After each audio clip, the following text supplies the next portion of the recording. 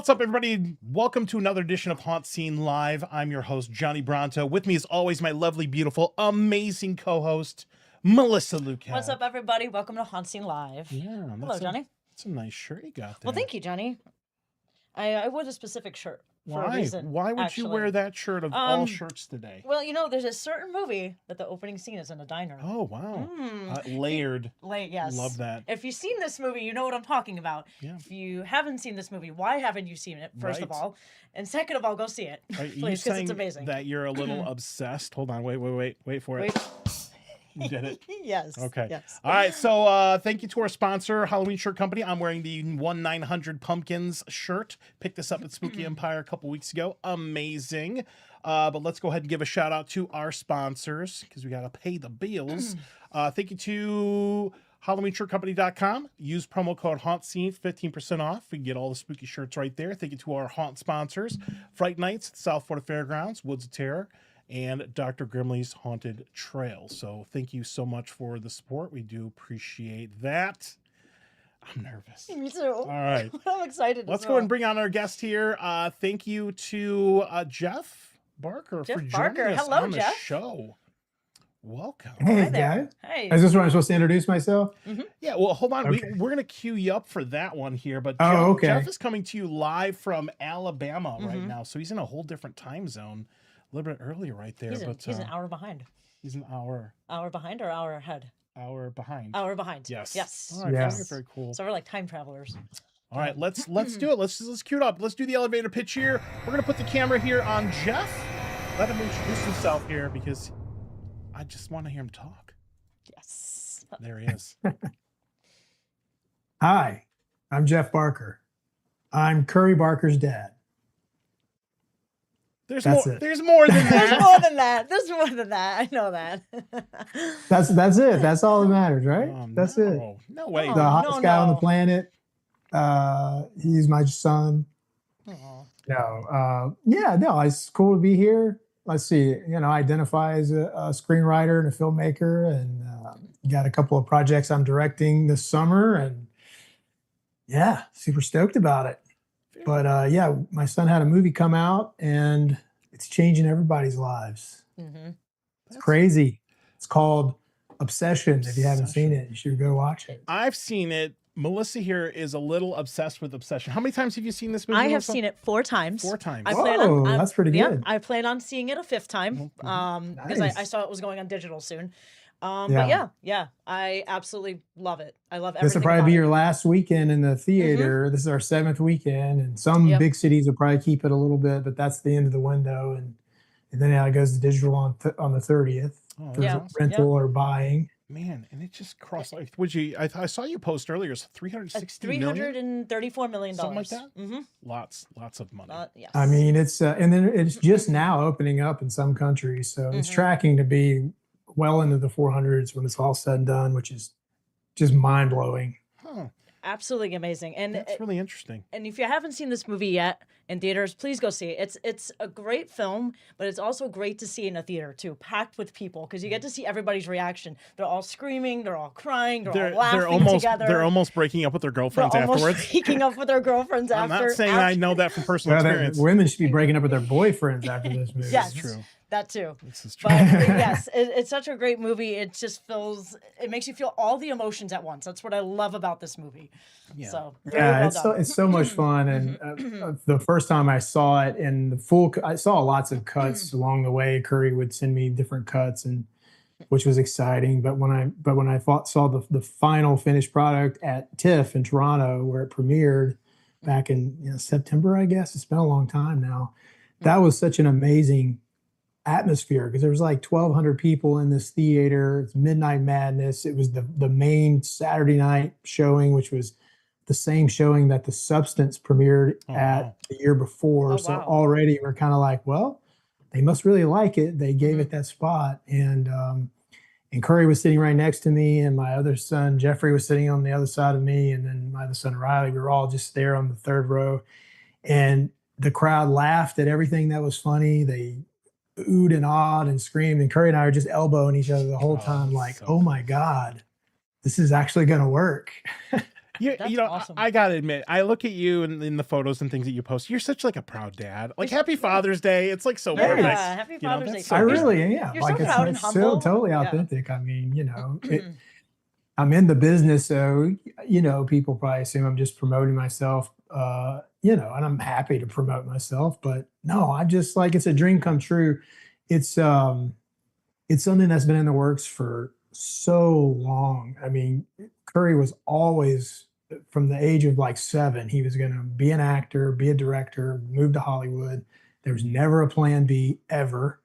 And he was lucky enough to have adults in his life, not just me, but all of the parents that were in his life that encouraged it and just said, okay, don't look back. We got you. Go, go, go. So he, you know, he really felt like he could do it even when times got tough, and he kept going and really honed his craft. He's not an overnight success. I mean, he started at 7 years old making movies, making sketches weekly. And then when he got to Hollywood, it was, you know, getting serious about filmmaking and learning how to do it and working with crews and putting together all these shorts. And like he says, making a shitty movie and then another shitty movie, except none of his were shitty, but, you know, just getting over that fear of trying to be perfect and just start making stuff. And that's what he did. And we're all better for it. That's awesome. That's awesome. Yeah, absolutely. Now, I do want to share your stuff because you are accomplished in a lot of things here. So let's take a look at this real quick. You can go to Jeff's link tree if you want here, or scan the QR code, or go down the rabbit hole on jeff-barker.com. It goes deep if you want to go in and check that out. And if you don't mind, Jeff, I want to show you off a little bit. I want to show Okay, all this your is scary. Yeah, all the accolades. You've and done a lot of cool things. stuff, Jeff. Like, Yeah. very impressive All right, stuff. So I want to bring you up here. So I got your link tree pulled up. You can go in, follow on all the things. I may have fallen asleep to you talking about a movie last night, right? And I don't take that the wrong way. I mean, it was just amazing there. But if you go to jeff-barker.com, you can go here. You can see the trailer for Obsession, what Jeff's up to, all the short films and things that you're doing, and interviews, and all the things. You can go and look at all the accolades and where Obsession is and all the projects and screenplays that you're working on here and festivals. It just goes and it goes and it goes, and you got all kinds of really cool stuff here. That's awesome. Yeah, That's very love cool. that. Oh, you got Cool, all the thanks, yeah. interviews. Oh, look at that. That's pretty cool. Yeah, man. Yeah, I've done about 22 of these 22? podcasts. That's and awesome. Very cool. People keep asking. I keep saying yes, and I'm meeting so many cool people doing it. Yeah. Like you guys. So it's I love that. Yeah. He said it's so much fun. He just Aw. said we're cool. Thanks, Jeff. We Oh, appreciate my it. And let's take a look at the Instagram here. I love your posts. I love your stories. I love you post the stories and the script breakdowns and everything. It's just, there's just so much stuff going on. You're such a proud Wow, this dad. is in real time because I just posted that one. Yeah, we were stalking. We were stalking I was your literally, like, Instagram I before literally the show. caught your last story when it was still like in seconds. So, Oh, wow. Cool. I love all the there. posts you make on Obsession with Curry and his success. I love that so much. Look at You're, that just- story. you're such a proud father. And I Yeah, love there's that. Curry with an Oscar. Okay. Aw, Hope that's some foreshadowing. That is some hopefully. foreshadowing. Yeah. It's going to happen. I promise you, it's going to happen. So I believe it will. I mean, it may not be for this movie, but one of these days for sure. He's definitely breaking records for sure. So it's horror's definitely getting gonna more come. love than it used to. So that's pretty awesome. yeah. Yeah, Horror's I doing love great that. in the box You office. got a big old family of creative, amazing people. That's so That's cool right. I like the Barker's Pub in Yeah. the movie. I That's love that so very much. Yeah, isn't that cool? Yeah. So we'll bring. Curry took that as his souvenir that he has that stained glass Barker's Pub Oh, in his absolutely. apartment bedroom.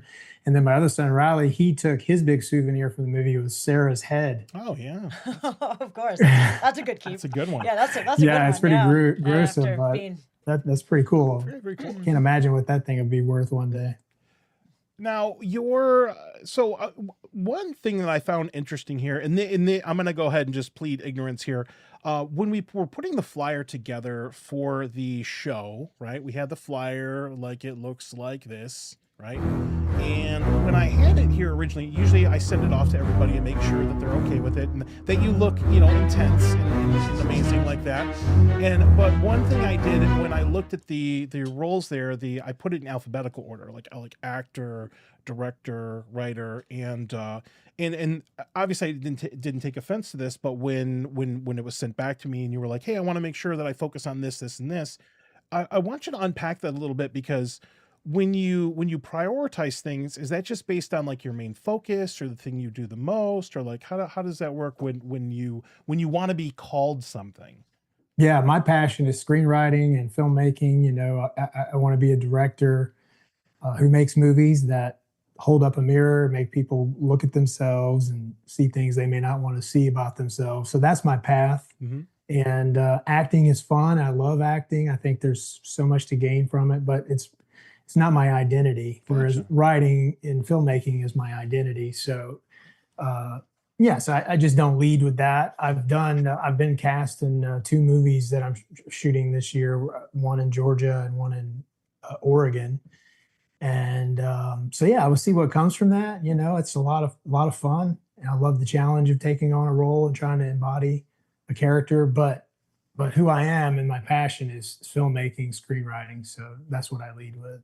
Okay. Oh, that's awesome. Yeah, it totally makes sense. Yeah. Now, some of the projects that you've worked on, these short films, and where can people watch these? Because like obviously, like Curry puts a lot of the short Mhm. films and things online. Are these things that people can find on YouTube? Like, where would you point people if they wanted to check these out? So what you're seeing on my website those are screenplays. I do have 2 short films. One I just shot last week here in Alabama, with my son Riley was the DP in that, and my other son Jeffrey was involved. And there was a crew of about 10 people, so it was really small, like guerrilla style. We shot it here around the neighborhood, and it was really fun because my 7-year-old daughter stars in it with me. We both act in it, and it reminded me of just the boys when they were young and we were making movies and making videos. So it was like being able to start all over and do that again with my daughter, except with better equipment and people who know what they're doing better, Yeah. So that one's in post and it'll be out, in the next 6 weeks or so. And if we decide to go the festival circuit, then we'll probably do that first. If not, maybe we'll throw it up on YouTube.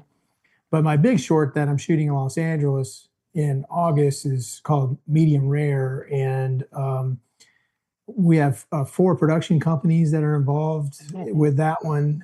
LD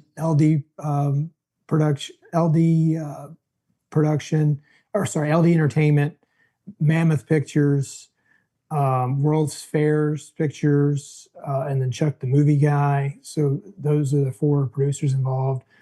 So that's not just me. So I'm not sure what our route of distribution would be for that, but we have some pretty big stars that are in that one as well. So, it's going to be exciting to share that. But so you definitely will have a chance to see it at some point. That'd be awesome. Yeah. Very cool. Yeah. Well, I have so much further to go down the rabbit hole. Oh, so many things to watch. And I know your voice can be heard in Obsession, actually, in the pub scene, in the trivia night.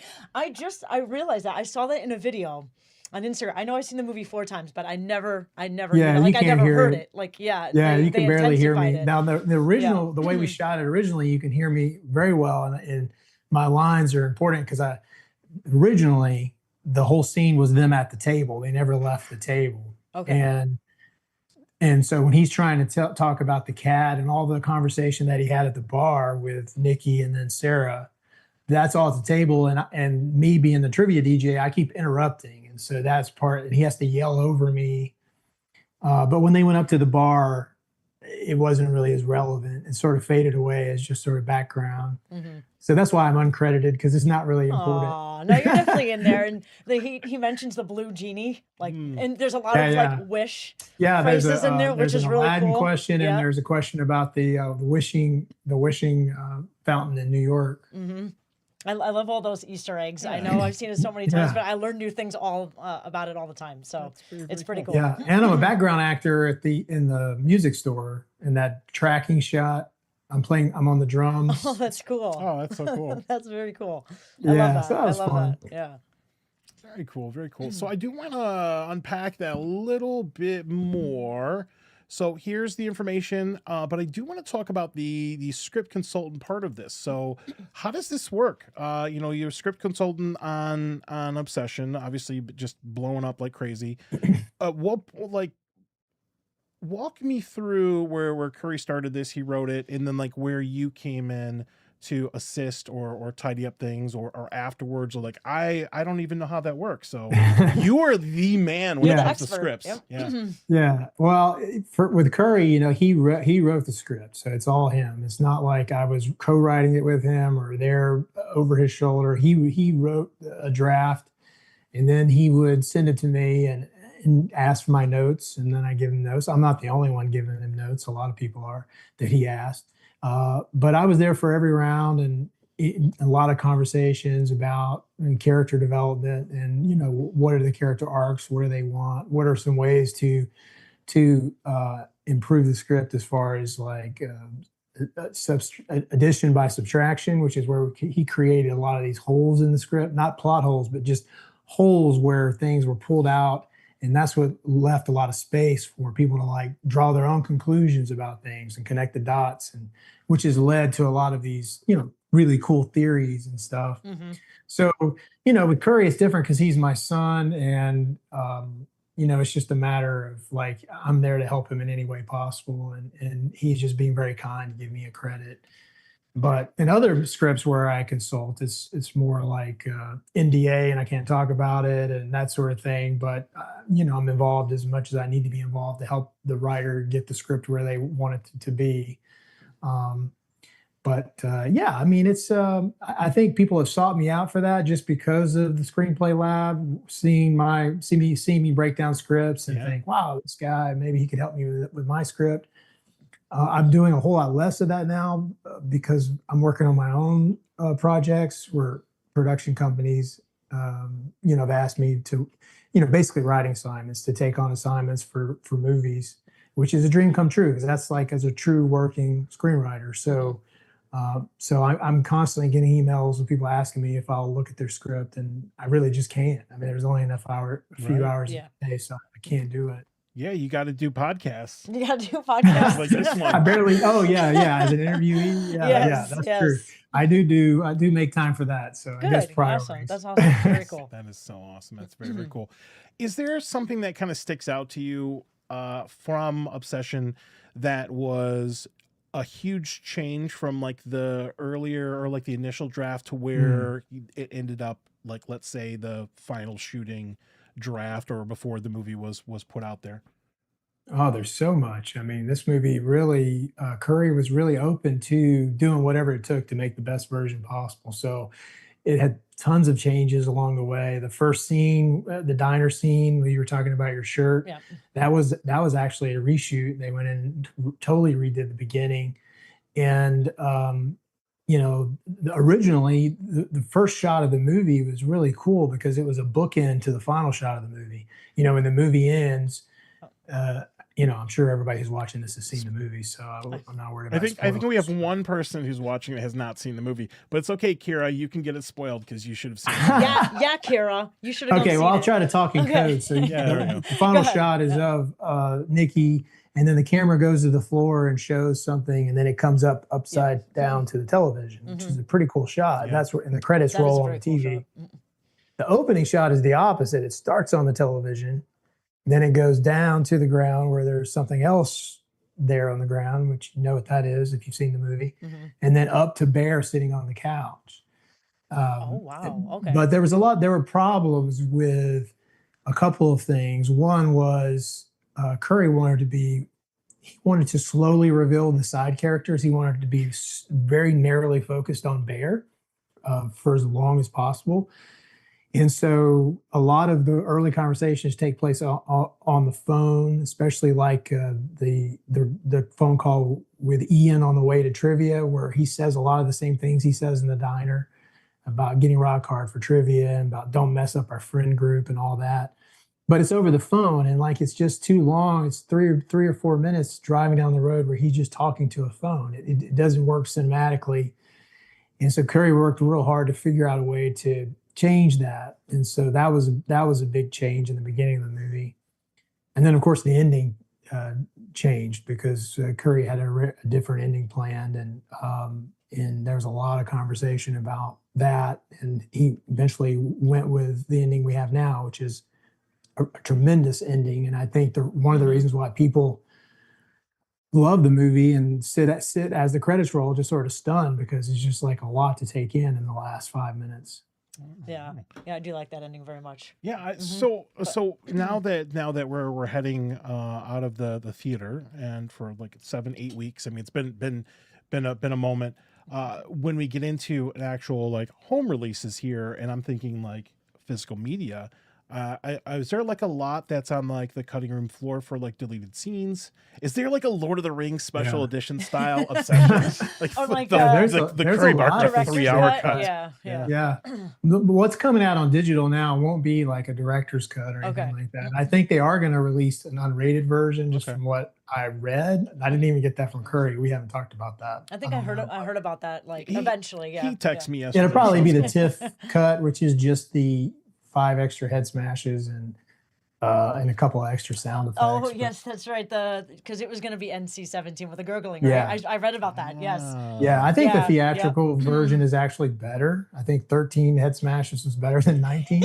Yeah, but Sarah just kept going. But it is, it just, it does take it to the next level where it just keeps going. And also the sound effects. He had, Sarah or Megan come back and do a lot of sound effects that are pretty like gross with that.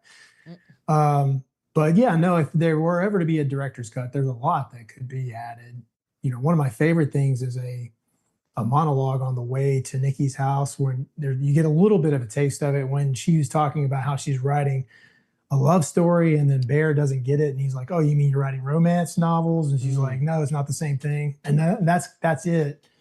But in the script, there's a pretty long monologue where Nikki goes into explaining the difference between love and romance, which is basically the thesis for the whole movie.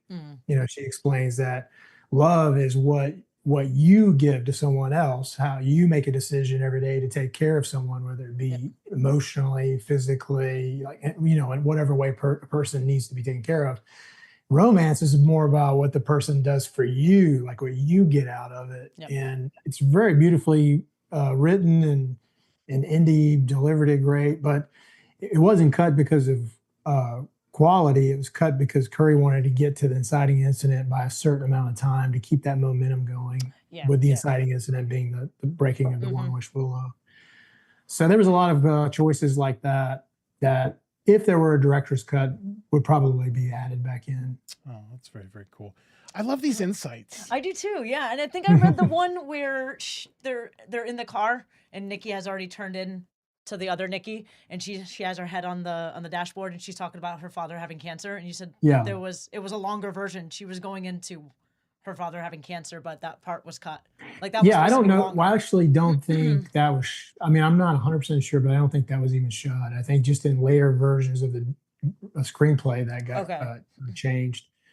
Once Curry wanted to use the dad more as a device of like, what's going on here? Why is she lying about that? It gave Ian something to look into.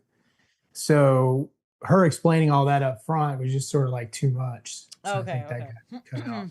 Man, I love listening. Yeah, the script that's out there now is probably like a third draft, if I'm guessing. And so, a lot changed between that and the final draft. That's just one that got leaked because somebody had it around town and decided to put it up. Maybe they'll release, if it is something that Focus decides to campaign for as a screenplay for award season, then they probably would release a for your consideration version. Oh, very, very cool. Now, I do want to show your YouTube channel with the screenplays, because this is amazing. And I have never, ever in my life heard somebody methodically break down all of the aspects of writing a script here. So if you go to the website, or if you just look up the screen, I know you've got The Screenplay Lab, yeah. There we go, the Screenplay Lab. So you can go in and you can actually, just like this mini conversation we just had, you can go in and actually watch Jeff break down the first 50 pages and all these other movies. Dear God. I know that's an I impressive lineup. I like that. I watched the one for Hereditary last night, and Oh, cool. I mean, you were like citing, like, well, you know, when Ari Aster was sorry, there we go. You can watch him do the things, but you were, I mean, the way you break, it's almost like you're reading like a mechanic's manual, but it's for scripts. And I was so absolutely impressed. It was so freaking cool. I've never heard somebody talk about that way. And it just, Wow, thank you. That's so kind. the way you talk about things and the way you break them down actually makes me appreciate them more. I mean, I love Hereditary. And when you were talking about, even when you were doing the intro of, like, you know, the newer concept of like elevated horror and all that stuff, like the way you were just, it is a must see. If you're not subscribed to the Screenplay Lab right now, and everybody who's watching this, I will check all of your accounts later to make sure that you go in and watch all these, because I mean, and they're great. And you've got a podcast, you got all the things. You can watch all these. They're so good. I love that. Yeah, Wow, thanks, man. I have didn't not know you were seen- going to talk about all that. I appreciate I it. love that very much. Yeah, for that's me, really it cool. was really Curry encouraged me because when I was, you know, trying to make it in Hollywood, I'm here in Alabama, and I'm not in LA. And his big thing is, Dad, just put yourself out there. Just put yourself out there, which is what he did. And he really encouraged me because I'm just of the age, being Gen X, that, you know, I have a hard time getting over myself and what I might look like, or what I might, like I might offend somebody, or someone may think I'm trying to pretend to be something I'm not. Whereas Curry and many from his generation, they grew up on having online personas, and it's just part of who they are. You know, there's no one thinks twice about it. So it took a lot for me to, you know, even though I was a news anchor for 9 years, that was different because, you know, I was presenting the news and had a whole team of people doing it. It wasn't just me. So I was breaking down screenplays anyway, and I thought, well, I'll just make videos about this. And nobody watched them at all, which was actually good, because then I was like, okay, I'm just making these for me, and I'm going to keep doing it, because every time I did it, it would take like, you know, 15, 20 hours of, you know, it's not like you're passively reading a script. You're right there with a notepad taking notes and trying to figure out, like, it's funny you said like a mechanic, because that is really the approach I took and have taken, is that I'm trying to break this thing down like a mechanic and then put it back together. And by doing that, I really learned so much about each screenwriter and how they're different and how they use their toolbox. And so every week I would do one, I would notice that my own screenwriting would elevate just a little bit. And so then I would do another one. I felt like it got a little better. And so at that point I was like, well, I'm just doing this for me. And if nobody watches, that's fine. I don't really care. Basically just putting them on there as accountability.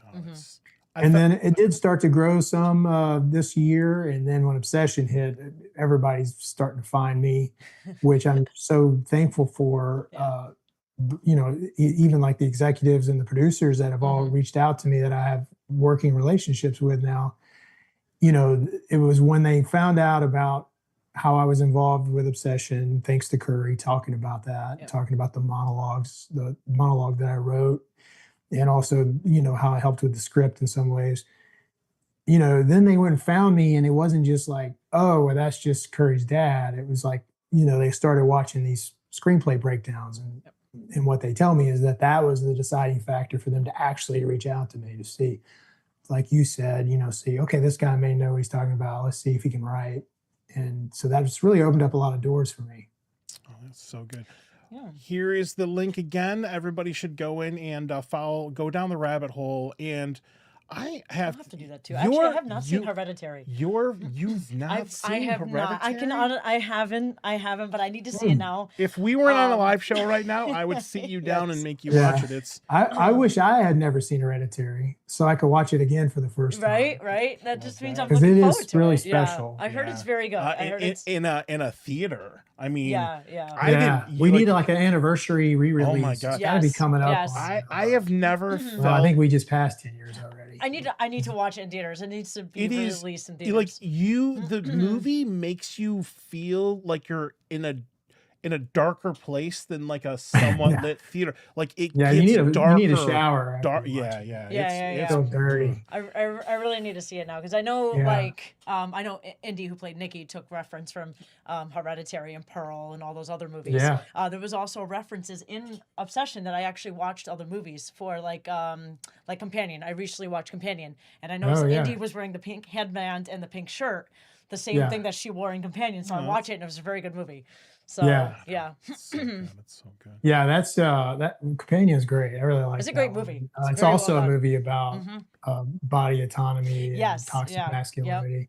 It was basically the So, same but thing as Obsession. Hereditary, Ari Aster is one of Curry's heroes, and now they're friends. They talk, they're in That's the awesome. directors club. That is amazing and really also cool. like dangerous. Yes, I yes. feel And like the that's like horror super Avengers right now. yes, Oh, yeah, I would Zach love that Cregger, all very these much. guys. Yeah. Zach, They all like, Weapons, Barbarian. Yeah.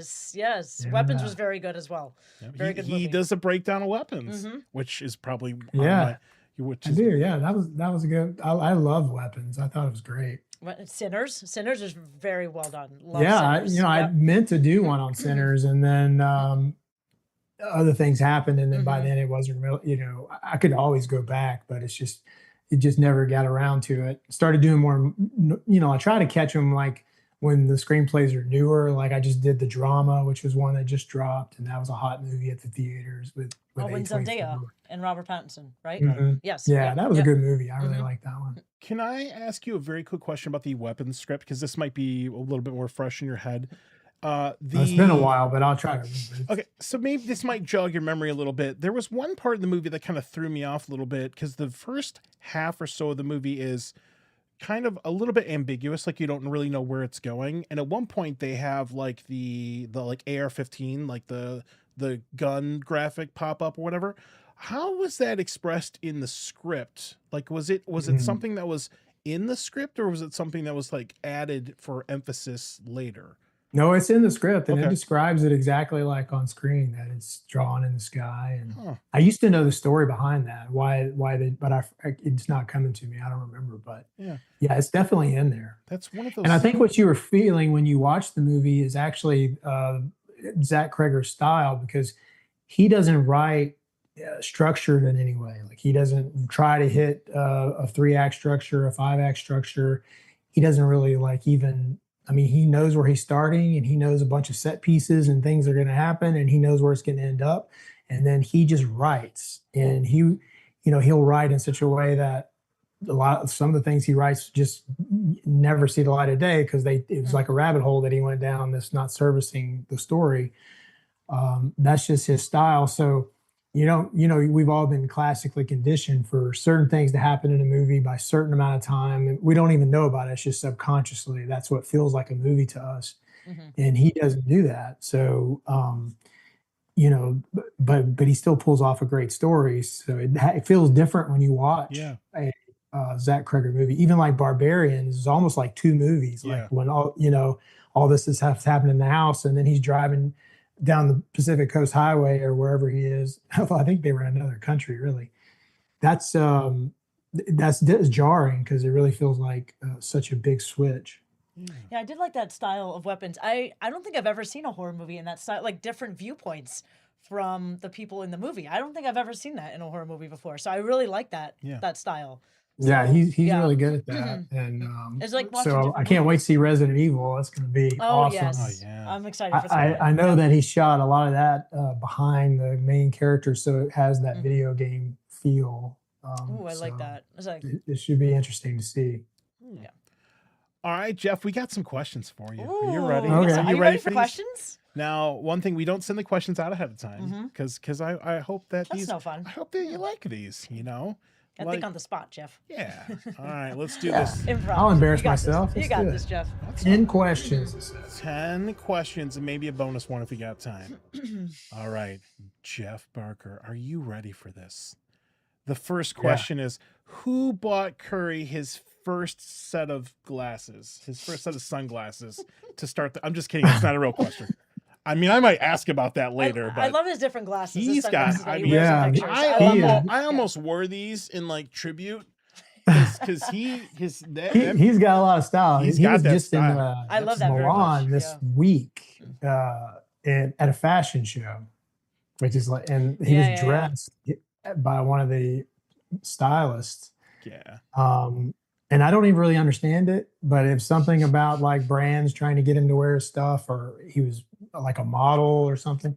So yeah, he's Mr. Fashion, which is really crazy. Good for him. Good for him. I'm very happy for him. But yeah, he loves, that was his one splurge, you know, is buying these expensive glasses. And then now they just give them to him. You don't even have to buy, he didn't buy them. That's awesome. Everybody wants him to wear their glasses. Yeah. But the question was, who bought him his first pair? Well, yeah, his mom and I did. And, you know, when he was young, he was obsessed with Harry Potter, and he was always trying to get the round glasses. Yeah. That's how it all started. Yeah. That was actually that was a fake question, but I love that we're getting the in-depth answer. I love that. That's so cool. Oh, that wasn't a question. No. Okay. We okay. So we have actual questions. Okay. Johnny puts but no. That was. I think you posted a picture of him as like Harry Potter with the wand in the things. I saw that somewhere in an article or something. Yeah. Somewhere. Yeah. His whole room was Curry Potter. That's awesome. So cool. My You're a wizard, stepmom Curry. made a whole logo and put it on the wall. I love that very painted much. it like Hogwarts. It's so cool. Oh, that is so cool. All right, first question, and you can be as long or short of these as you want. So, what has been the easiest project to work on, and what has been the hardest? Man.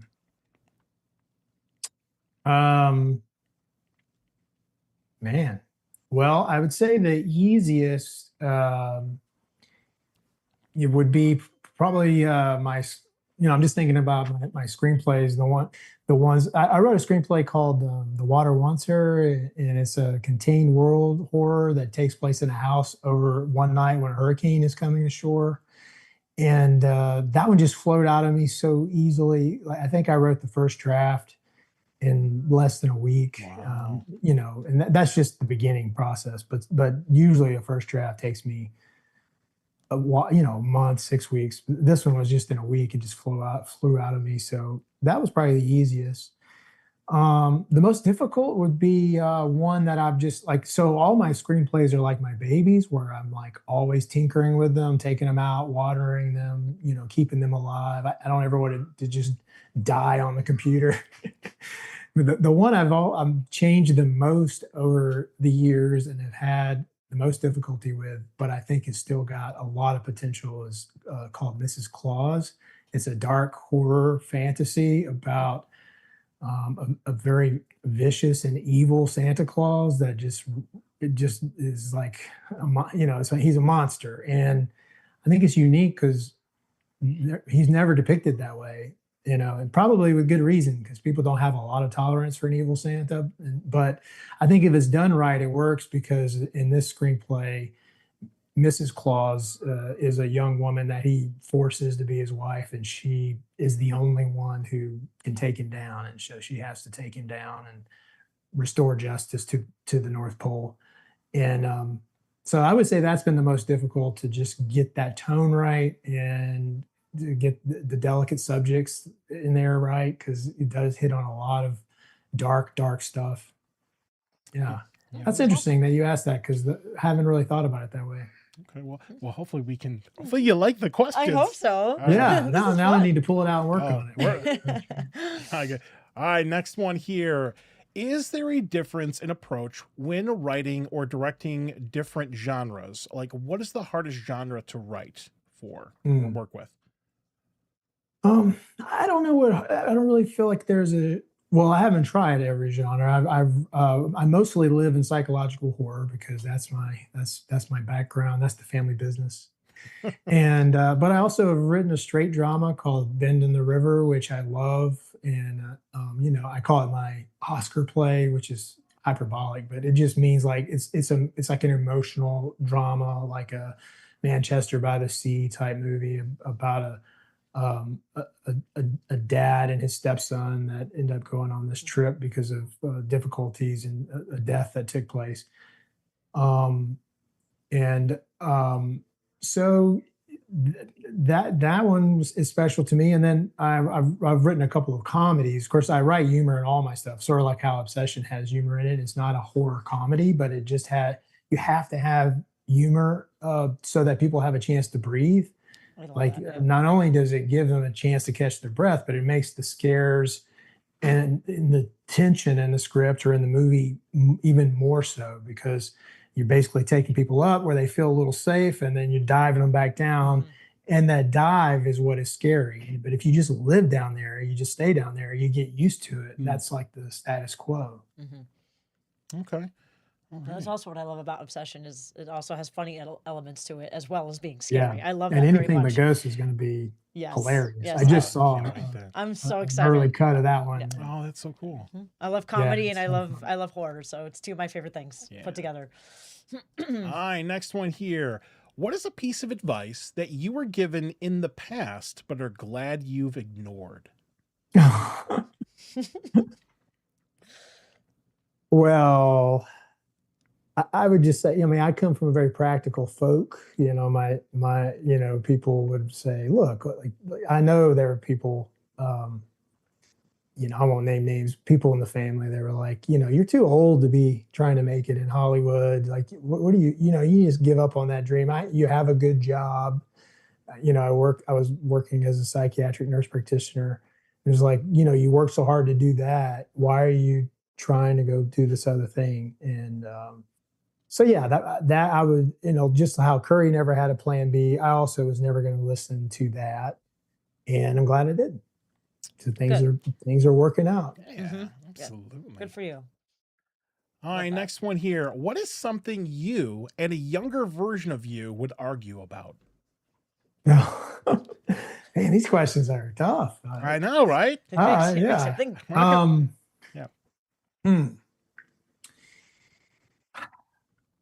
Well, younger me was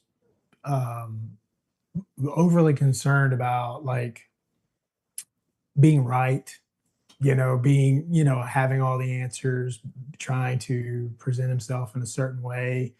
And older me is, learned a lot about trying to be authentic all the time. And,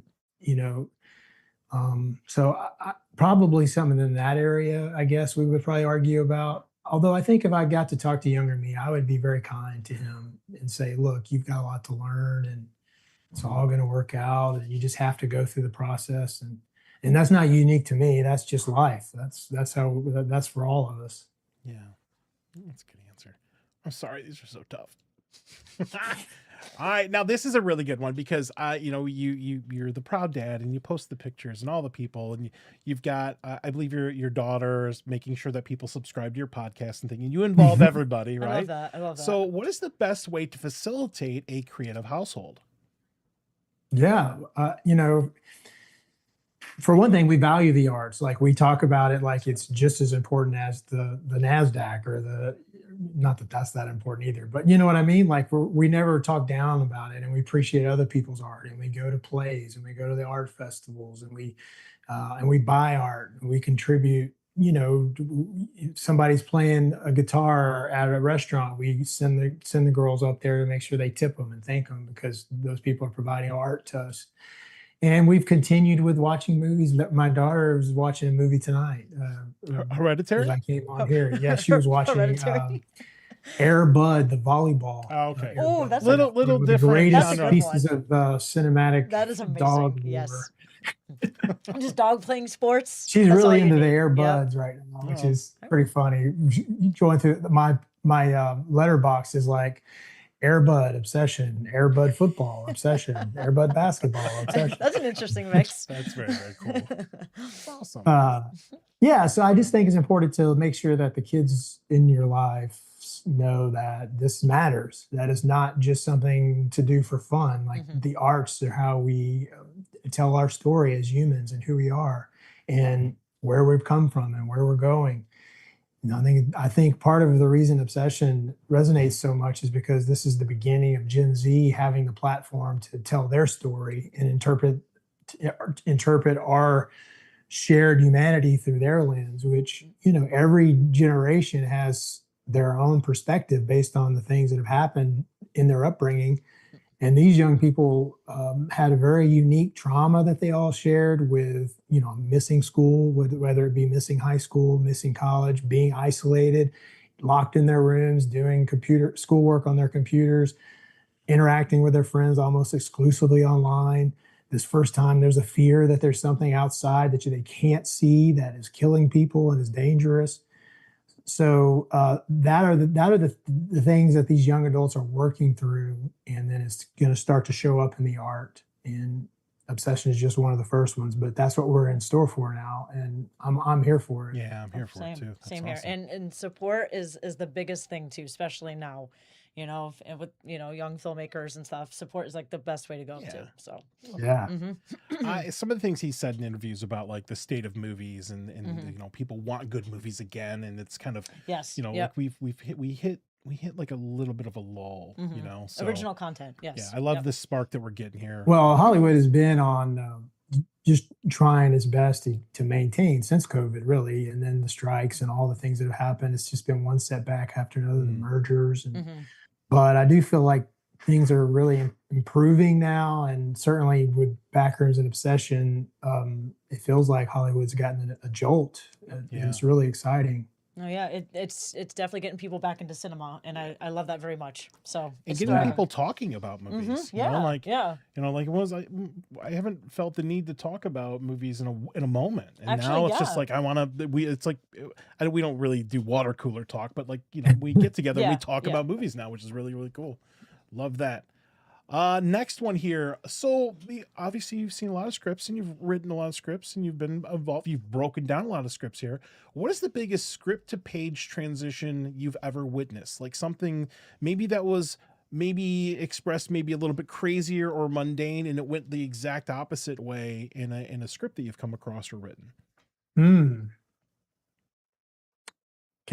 Do you have easy access to pull up my catalog of breakdowns? I absolutely do. Magic of live not television. that one. All right, so we are here. I'm a breaky. Let me get back on that channel there. There we go. Look at all these. I love that. I want to see Project Hail Mary so bad. I haven't seen that one. I know. Yeah. Sorry. Really? Have you seen Project Hail Mary? Yeah, I saw it in 70 millimeter IMAX in Vancouver, which is there's only like I don't know, a dozen or so of those theaters. So that was a real treat. Yeah, I have not seen that one. I have to see it. Okay, I'll tell you. Heretic. Oh, wow. I don't know if this answers your question directly. It probably doesn't. But that's okay. When I saw Heretic, that is a script that if you're interested in screenwriting at all, whether you're a screenwriter or you just like love screenplays because you love movies, that's when you have to read. It is like, it's crazy. I mean, there's tons of pictures in it, illustrations, drawings, like all the things that there's a whole 6/8 of a page of just the candle, the blueberry candle. Wow. Okay. There's the breakdown of the Monopoly boards and the different games and what they mean and where they came from. And so that was cool to see how all that was done on the screen. Those guys, they don't mess around when it comes to screenplays. They do whatever they want. Awesome. That is so cool. I need to see that one. Yeah. I know. You haven't seen that? We're rapidly losing street do cred. yourself a favor then. If you haven't seen it, go read the screenplay. Okay. Then go watch it. It's a whole different experience that way. Oh, cool. Very, very cool. I mean, to be honest, I like to do that. That's actually advice I give to emerging screenwriters is that you read the screenplay first, then the movie. I know the directors would hate that. It ruins the cinematic experience. Yeah. But if you really want to learn screenwriting, that way you're not influenced by the visions that you're putting together in your head based on the words isn't influenced by what you saw or what you remember seeing on the screen. It's solely based on what you're getting off the page. And that's the best way to learn how to use the tools to put things on the page so that other people can then decipher that and create a movie in their heads, which is really the goal of screenwriting. I want to try that, actually. Yeah, I'll have to try that one day. Another thing you could do is like you could go watch Craig Mazin's The Last of Us. I think it's episode 4, or you could do this with any of them, but this one I would recommend. Episode 4 of The Last of Us, season 1. I think it's episode 4. It's the one that has the guy from Parks and Rec in it, who was also in Civil War. Oh, yes. Yeah, yes, I know who you're talking about. Yep. I can't believe I forgot his name. I can't It's a side story. Yeah. It's self-contained. It's a side story to the show, but it is basically that script is his side story, so it's all about him. And that one is so good, and I cried when I watched that episode. But anyway, if you because then you're not biting off a full script, and you have a 50-page script for a show. It's not a pilot because it's episode 4, but if you have that one while you're watching the show, you can read a scene and then watch the scene on TV. Oh, yeah. Pause it, read the next scene, then watch the scene on TV. So you can actually see scene by scene how it comes alive on the screen. Oh, that sounds cool. That's really cool. Nick Offerman. Yep. Yes. Thank you. I'd have really beat myself up. That would have bothered me too, but I love The Office. So yes. He's so great. All right, next one here. If you could reimagine any story in the public domain, what would it be and why? Like be able to redo the IP. Yeah, because we've seen like this crazy thing of like these like Steamboat Willie, and like they make all these crazy horror movies, like Winnie the Pooh and all that. Yeah. And all that. That's a whole genre now. Yeah. Apparently so. Like Mousetrap, it's on one of the streaming services. Wow. Yeah, it's pretty crazy. Well, from a horror perspective, there's always a lot of. I mean, everybody wants to redo Nightmare on Elm Street, and that one's complicated because the IP is it's divided up in all different types. I don't know if anyone could even legally do it. They would have to find a way to acquire all the different pieces of IP. But that one's really cool because it's such a unique, story and villain. But I mean, like if I could go back in time, I'd like to give Star Wars a try. Oh, yeah. Like that was, I think everybody's, especially after this last movie, unfortunately, people are like, it's really unfair. When it came out with Obsession just passed it up yesterday for. I know you guys passed a big Star Wars movie. That's awesome. Yeah, I love that. Which, I was watching it online. To me, it wasn't a competition. I wanted them to do well. Yeah. But I don't know. I mean, I'm not sure people are just racing to do the next Star Wars now, but back in the day, that would have been really cool because that was, I know, Harry Potter, definitely. Oh yeah. Love to do. Yeah. That's a very like troublesome and controversial piece of IP, but I mean, the way Curry and I talk about it, and it's like there's this fear of like if you say you like Harry Potter, people like think, oh, you must be a bigot, or it's just what happens. The way we look at it, or the way I look at it, is just that this was a very important part of our family and our lives and the creative process of who he is and who we are, and it's like we didn't know any of that stuff about J.K. Rowling or. So it's not like we're going to erase all of that, how it had an impact on us based on that. And so I'm excited to see what the show does. And hopefully it can address some of that on screen and make amends for some of those things. But it is exciting. I don't know. There's a new series out. Is he watching the new Harry Potter series? He will. When we were on Anything But Ghosts, the trailer came out for the series. Okay. We watched it. Okay. Like 30 times. That was what he would do to like relax between setups. Okay. So he's setting up the new scene to shoot. And he's like over there watching it. No, that's true. Everybody's like, don't buy the curry. He's prepping for the next scene. Now he's watching Harry Potter trailer. And I know he's also going to work on the new Texas Chainsaw Massacre movie as well. Yeah. Yeah, I saw that. Yeah, I saw that online. Yeah, I thought that's what you guys were hinting at. I almost said that, but it's like, I was about to say that too, but yeah. yeah, but that's curry. So no, it's going to be awesome. He's going to kill it. Yeah. I'm very excited for that. Yep. That's cool. That is so cool. All right, next one here. Are there any underrated or lesser known creators that you want more people to discover? And this could be any aspect of art. Well, I really love Train Dreams. I'm a huge fan of that, and I forget the screenwriter's name. I broke that one down, and that was just a really great movie, and that was based off of a novella, and then he wrote the screenplay, and it's done beautifully. I really liked it, and I know, Sorry Baby. Have you seen this movie, Sorry Baby? I have not. I haven't heard of it. Can you look up who the screenwriter director is for that? Dennis Johnson for Train Dreams. Yes. All right. Director Clint Bentley. And then what was the other one? It was Sorry Baby. Clint Bentley is the one who. Sorry Baby. Sorry. Yeah, Sorry Baby. Baby. All right. And Victor. Eva Victor. Yes, Eva Got Victor. It. She is a huge talent. I'm gonna be watching everything she does. So like I'm just like, she is so good at dialogue, at character development. Sorry Baby is excellent screenplay and an excellent movie. And she was also came from the YouTube space. So very cool. It wasn't the first one. But, hers is a little different, but I think that's how she got discovered, and so talented. So if people aren't checking her out yet, they will, and she should be on everybody's radar. All right, very cool. It's on HBO Max. I'll have to check that out. All right, just a couple more. Do you personally have a go-to comfort book or film? Well, I don't have a go-to comfort film. I guess Obsession would be my Yes, that's my comfort film. That's my comfort film. Uncomfort. I could spend all day in the movie theater just watching that movie all day, if they let me. So for me, it is very comforting because it I would just think about what it's meant to Curry and our family, and but I try not to watch movies more than once, just because.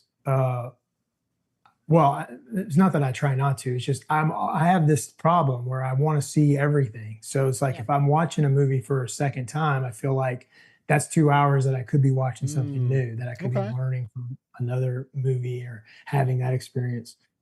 But as far as books go, there are books that I return to sometimes and read. Stephen King's Misery is one that I really like to dig into every so often, every half dozen years or so. Because it was really important to me as a young writer, and it just brings me back to that place of just being hungry and trying to learn about literature as much as I could, and about horror. And Stephen King's the GOAT for sure, even though he gave Obsession a B+, so that I was really hoping for more, but I still love him. It's okay. I forgive you. Yeah. Well, he said B+ in his movie book. Okay. But that he couldn't stop thinking about it, and so he went on to say that grade's going to change. You Yeah. can't think about it. Like, you need to watch it. See, a lot of people chimed in with the Obsession movie. I saw Steven Spielberg, Christopher Nolan, Tom Holland. Recently just said it was well done. Yeah, so a lot of these celebrities from Hollywood are chiming in. Yeah, really cool. I love that. I love that very much. I feel like Curry could probably have anybody he wanted to in his next movie. It's really exciting. All right, one more, and then maybe a bonus one. All right, next one here. Is there something you've written or directed that means a great deal to you, but nobody ever asks you about? No. That's all right. It's a fair answer. I'm just getting started with the directing, so these two projects are coming up, and so not that. And then the writing, it's like screenwriting is a lonely endeavor. It's not like novel writing where you make something, you put it out in the world, and that is the product. the screenplay is the beginning of something that will become a movie. And until it is in that process, it's like in this weird stage of limbo. So yeah, nothing yet. You know, I have all these scripts that I hope to be movies someday. I do believe some of them will, not all of them.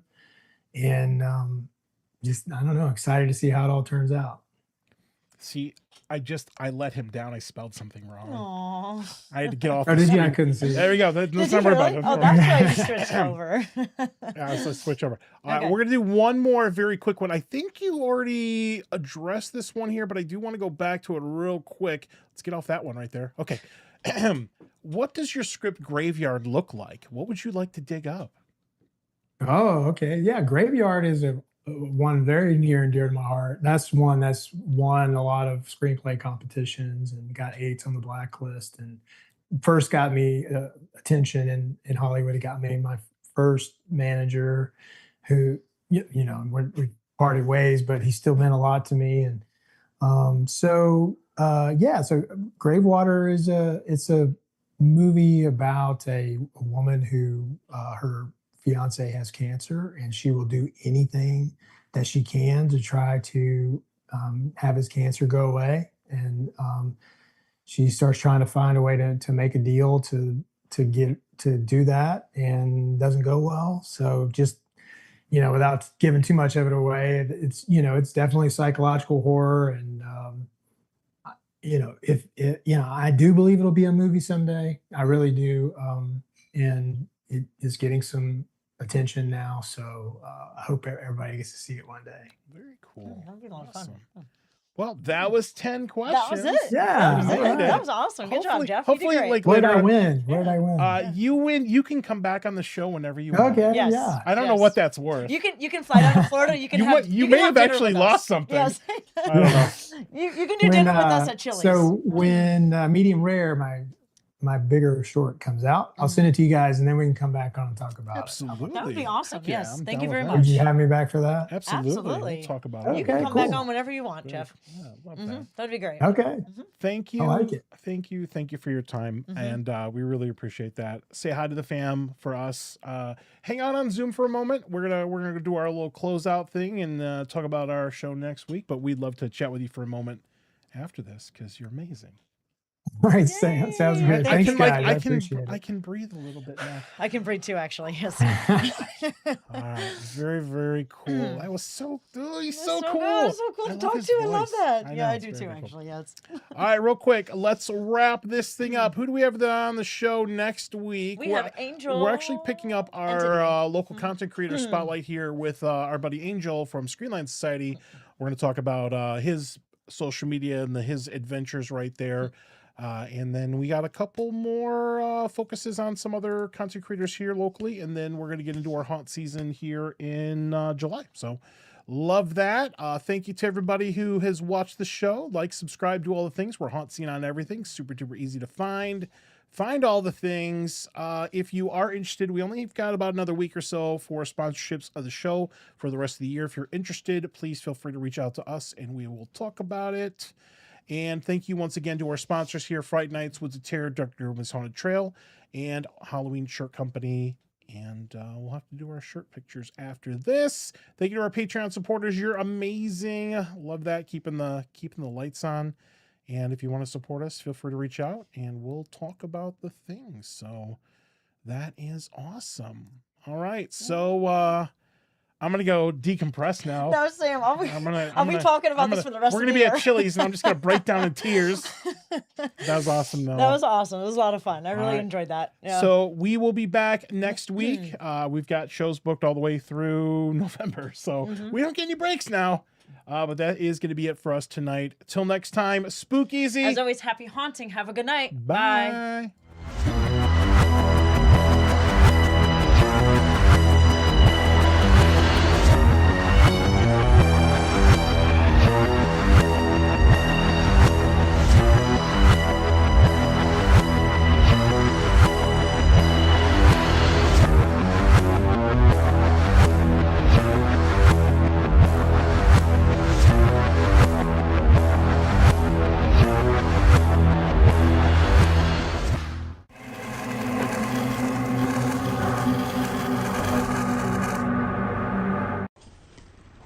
Give me some treats.